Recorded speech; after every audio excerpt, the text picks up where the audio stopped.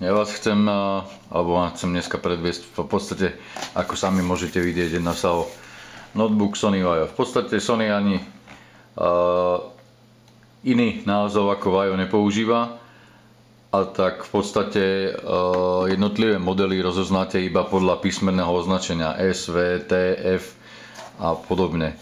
Tento model je konkrétne, má označenie SVT 131 1M1ES, čiže trošku komplikovaný názov, a jedná sa o kategóriu, alebo teda o notebook, ktorý spadá do kategórie ultrabookov. Sami vidíte, že hrúbka tohto notebooku nie je príliš veľká. Jedná sa o 13,3 palcový notebook s rozlíšením displeja 1366 na 768 pixelov. Je to v podstate taký kolibríček, výborne vhodný na prenášanie každodenné. Batéria ukrytá pod týmto dosť netradične zámkami opatreným deklom, ktoré sa mi nepodarilo ani otvoriť, pretože neviem, kedy je to odomknuté, kedy je to zamknuté. Má teoreticky vydržať 7 hodín. Tu pod tým predpokladám je umiestnený harddisk a pamäte. Tu máme možnosť vidieť teda výduch ventilátora, chladenia procesoru. Nabíjací konektor je tak vedľa neho, to znamená, toto je ľavá strana. Tu ešte nájdeme dve USBčka. Potešiteľným faktom je to, že je tu jedno vo verzii 3.0, čiže super speed, jak to nazývajú. A toto je klasické USB 2. Repráčik je jeden tu, druhý na druhej strane. Ich zvuk je neskutočný na to, že sa jedná o tak malý notebook. Hrajú veľmi hlasito a relatívne čisto. Samozrejme, basy od toho očakávať nemôžeme, ale ináč je celkovo zvukový prejav veľmi dobrý. Tu máme nejaké tie stavové LED diódy, to je nabíjanie batérie, práca harddisku a zapnutie bezdrôtových sietí. Mimochodom, tie sú obidve, to znamená aj Bluetooth, tu nájdete aj Wi-Fi. Na pravej strane nájdeme sieťový konektor, mimochodom táto ledka, čo nám tu svieti, to je v podstate stavová LED dioda signalizujúca prácu počítača. Momentálne v tomto režime je vlastne notebook uspaný. Ďalej je to VGA konektor, HDMI, čítačka pamäťových kariet a výstupná sluchatka. Vzčiže nič prekvapujúce. Zadná strana je úplne holá. Keď si všimnete, trošku z profilu vám to skúsim natočiť, tak vzadu, tak toto bude lepšie. Tu sú ešte nožičky, aby tá lesklá hrana sa nedotýkala, pretože v podstate toto, keď otvoríte, tak sa to ako keby zasunie vidíte? Pod notebook. Čiže to slúži v podstate len na ochranu tej lesklej časti. Ináč, materiály použité na tomto notebooku: horčík, hliník, aspoň tak deklaruje výrobca. Inšpiráciu môžete hľadať kdekoľvek. Ja si myslím, že každému je zrejme, odkiaľ pochádza.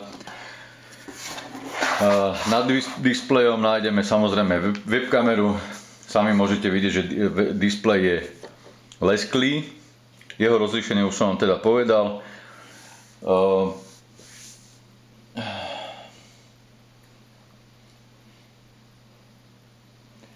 Čo sa týka ostatných hardwareových parametrov, kamera má, aby som sa k nej ešte vrátil, 1,3 megapixela. Vedľa nej máte možnosť vidieť vstavaný mikrofón. Ten je tu. Tak, už sa dostávame vlastne k špecifikáciám technickým trošku vo vnútri, čo sa nachádza. Sami môžete si všimnúť, že dnes sa nejedná o najnovší procesor, nie je to Ivy Bridge, ale je to ešte starý procesor Sandy Bridge, dvojadro, schopné spracovať 4 vlákna. Tomu sekundujú 4 GB operačnej pamäte, čo je dneska bežný štandard. Nuž, a grafická karta je tu použitá len Intel HD Graphics 3000.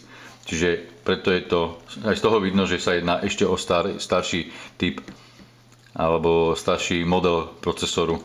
Čiže je to i-Core i3, ale druhej generácie. Čo sa týka harddisku, výrobca sem nadspal len 320, samozrejme predpokladám, že za určitých okolností je možné ju vymeniť, ale na bežné prenášanie stačí a bežné ako kapacitne. Klávesnica. Vidíte sami, že je čikletová, táto ale podsvietená nie je a čo je prekvapujúce, má absolútne extrémne nízky zdvih, na ktorý človek nie je až zvyknutý. Tie klávesy pomaly netrčia vôbec z tela notebooku, vidíte? Takže veľmi rýchlo sa určite na tom bude písať, len tá odozva není taká 100%, ako by sme si možno občas želali. Poďme sa pozrieť ešte na touchpad. Ten je mimochodom, vidíte, síce je dvojtlačítkový, ale tlačítka nie sú od seba oddelené, čiže v podstate sa tvári ako jednoliatý kus, rovnako ako napríklad u Apple MacBook. A je samozrejme multidotykový, dá sa s ním tak ne. Ale áno, je multidotykový, reaguje na určité samozrejme viac násobné dotyky, ako je napríklad zväčšovanie obrazu, zmenšovanie obrazu, scrollovanie hore-dole a teda s dvoma prstami.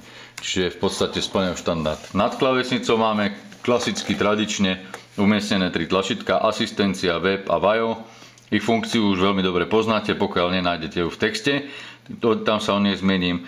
No a ďalšiu sériu stavových LED diód, kedy v podstate si môžete, a to už sa dneska málo kedy vidí, zapnúť numerický blok, ktorý máte vlastne tu v tejto sade 1, 2, 3, 4, 5, 6, 7, 8, 9. Čiže toto tu všetko, čiže zapnete si v podstate klasické číselné klávesy, keď pracujete treba s excelovskými tabulkami a s číslami. To sa málo kedy už dneska vidí, väčšina výrobcov to opomíja a spolieha v podstate buď na samostatný numerický blok, alebo na hradu horných čísel. Čiže toto oceňujem ako pozitívne. Čo sa týka výdrže som spomínal, čo sa týka hmotnosti, tá bude niekde na úrovni, predpokladám, a hneď si to aj pozriem v technických parametroch tohto notebooku.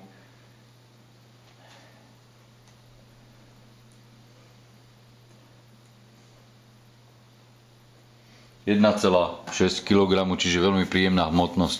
Čo sa týka dizajnovej stránky, nemám k nej výhrady, v podstate je veľmi pekný ten notebook. Škoda len toho, že v podstate ešte stále je to na báze Sandy Bridge a nie je to teda úplne najnovší procesor, alebo teda najnovšie technológie to použité. Test grafickej karty je zbytočné v danom prípade robiť, pretože je tu len integrovaná grafika, ktorá utiahne toho pomerne málo. Takže v podstate týmto videom som vám chcel len približiť trošku ten notebook a jeho design, technické parametre. Keďže je tu integrovaná grafika, grafický test robiť nebudeme. Ja vám zatiaľ veľmi pekne ďakujem za pozornosť a teším sa na ďalšie naše stretnutie. Dovidenia.